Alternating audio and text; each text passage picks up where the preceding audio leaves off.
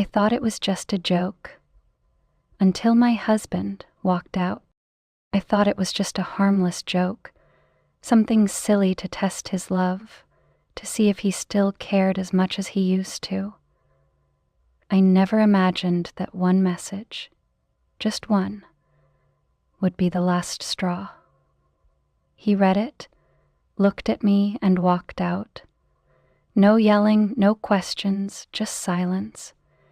And then he was gone. My husband and I have been married for 4 years, and during that time, I always believed that I was living in a happy marriage. We had no major conflicts, no distance or signs of cracks. Every day was filled with happy moments, warmth and laughter.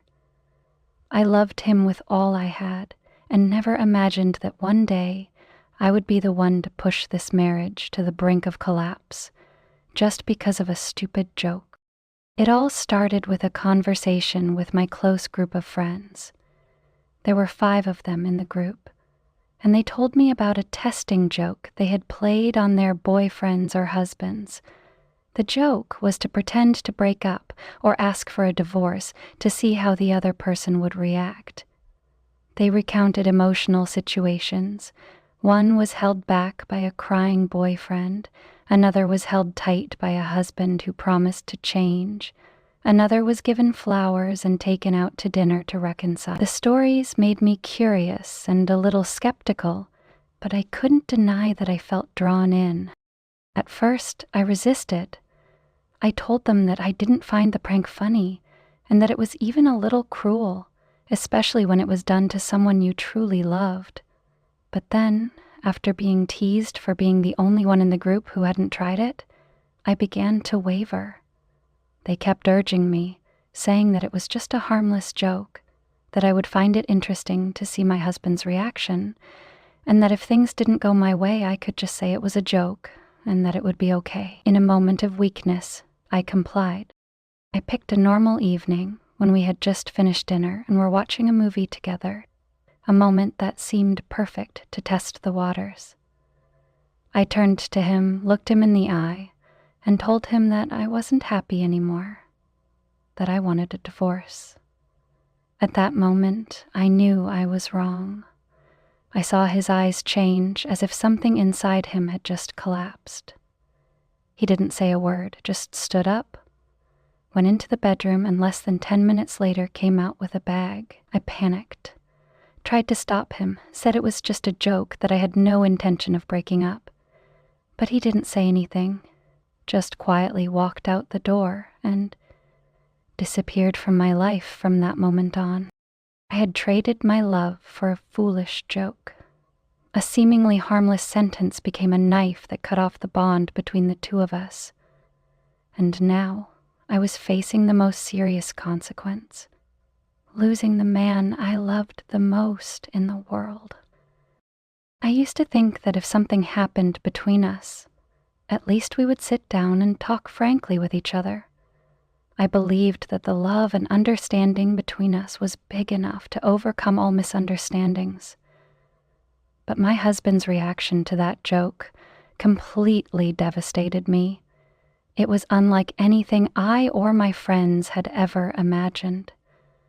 There was no anger, no blame, no tears or attempts to hold on, just cold silence and a heartbreakingly decisive decision. When I said, "I'm not happy anymore, I think we should get a divorce," I expected an emotional response, maybe shock, maybe sadness, maybe even anger. I thought he would ask why, try to understand what was going on, or at least object. But no, he just looked at me, his eyes frozen for a few seconds, then stood up and walked silently into the bedroom. I sat there, my heart pounding, starting to feel scared, and when he came out with his bag neatly packed, I knew I had gone too far. I rushed over, trying to stop him, telling him it was just a joke, that I had no intention of getting a divorce. I even burst into tears, holding his hand, hoping he would stop and listen to my explanation. But he didn't say a word. He just gently removed my hand, turned around, and walked out the door. The door closed behind him, marking the end of everything we had. From that moment on, I couldn't contact him anymore. I called, texted, emailed, even video called, all to no avail. I went to his workplace but was refused entry. I contacted his friends and family, but no one would tell me where he was. Some didn't even reply to my messages. The only one who responded was his sister, and she simply said, "Whether it was a joke or not, you ruined everything." I couldn't believe that a seemingly harmless sentence could make him leave me without hesitation. But now, I understand that for him, love is not something to be joked about. Perhaps he felt betrayed, hurt so deeply that he could not forgive. And what hurt me the most was that I had no idea how much hope and faith he had in this marriage until I broke it all with my own hands. His reaction was not an outburst of anger, but a deep disappointment, to the point where there was nothing left to say. And it was that silence, that departure without any explanation, that made me realize the severity of my mistake. I had lost the man I loved because of a stupid joke, and now I didn't know if I had any chance to fix it. After my husband left in silence, I fell into a state of true panic. I couldn't believe that a joke, no matter how stupid and wrong, could make him cut off all contact with me so decisively. I kept thinking that with a little time he would calm down, would remember the good memories between us, and would give me a chance to explain. But the longer I waited, the more I realized that every door was closing. I started texting him every day, from sincere apologies to long, tearful messages, telling him everything, begging him to listen to me for once. I called and called, leaving dozens of missed calls. I sent emails, handwritten letters, even recorded videos to clarify that it was just a silly joke, that I never intended to leave him. I even sent screenshots of text messages to my group of friends, proof that I was just following their orders, that I had no intention of actually getting a divorce. But all fell silent. I didn't stop there. I reached out to his close friends, people who had been friends with both of us. But they either didn't respond or refused to help. Some just said they didn't want to interfere in our private matters. I understood, but that didn't make the pain any less. I went to his workplace, hoping to see him in person, but the security wouldn't let me in. They said he had told them not to meet anyone without an appointment. I stood outside the building for hours, hoping he would show up, but he didn't. I continued to reach out to his family, his parents, his siblings, the people I had considered my family, but they refused to intervene either. His mother simply said, "It needs time," and his father said nothing. The only person who responded was his sister, and her message hit me like a punch. Whether it was a joke or not, you hurt him. You have to take responsibility. I felt like the whole world had turned its back on me. No one was on my side. No one was giving me a chance to explain. I didn't blame them. I understood that they were protecting their loved ones, but that didn't make the pain any less. I just wanted to see him, to tell him that I was wrong, that I loved him and never wanted to lose him. But he disappeared from my life as if I had never existed. I began to realize that, for him, trust was sacred, and once it was broken, even for a moment, it was enough to make him withdraw completely. I had lost not only my husband, but also my friend, my confidant, just because of a seemingly harmless joke.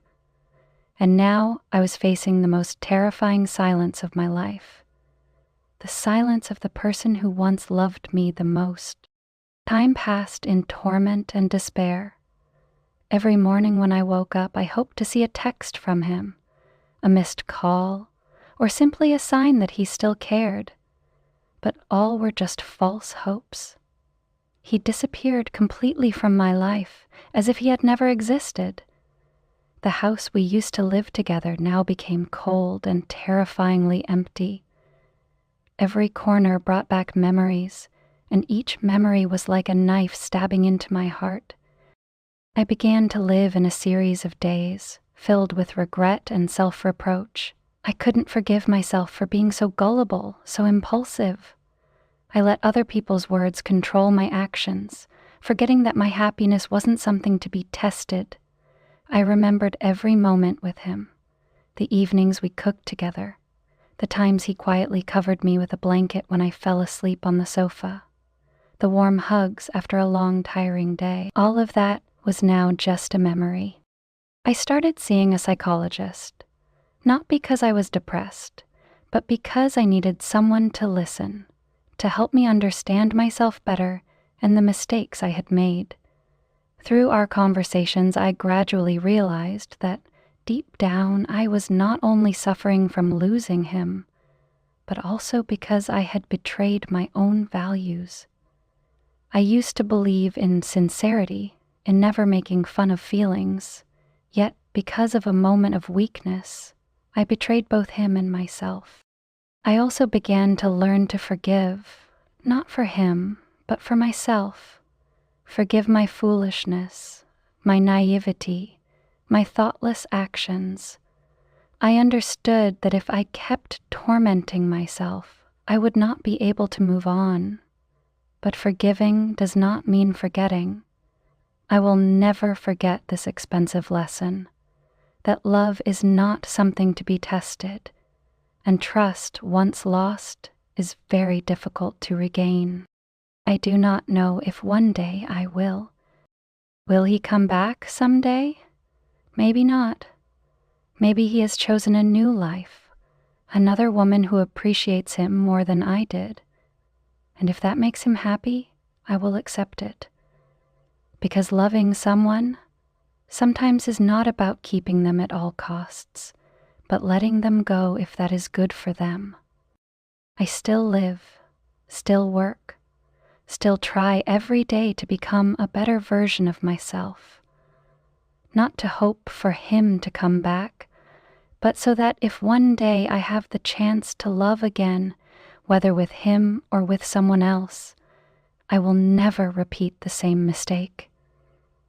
I lost a wonderful man because of a stupid joke, and I will carry that lesson with me for the rest of my life. Time is a strange medicine. It does not erase the pain, but helps us learn to live with it. After months of struggling in torment and regret, I gradually learned to accept reality. I no longer stay up all night waiting for a text message that never comes, no longer search for him in the crowd or dream of a tearful reunion. I started to slow down, listen to myself more, and learn to love myself more, and learn to love myself, something I had unintentionally forgotten when I was busy preserving a love that I had hurt. I returned to my old hobbies, reading, writing, and taking walks alone every afternoon. I signed up for a yoga class, not to forget him, but to find balance in my soul. I also started participating in volunteer activities, something I had always wanted to do but never had time for. Those little things did not make me forget the pain, but they helped me feel that I was still valuable, that I could still bring positivity to life. One day, while cleaning out the bookshelf, I accidentally found a handwritten letter he had written to me on our second birthday together. The familiar handwriting, the gentle words, and the promises that were now no longer complete. I cried, but they were no longer tears of despair like before.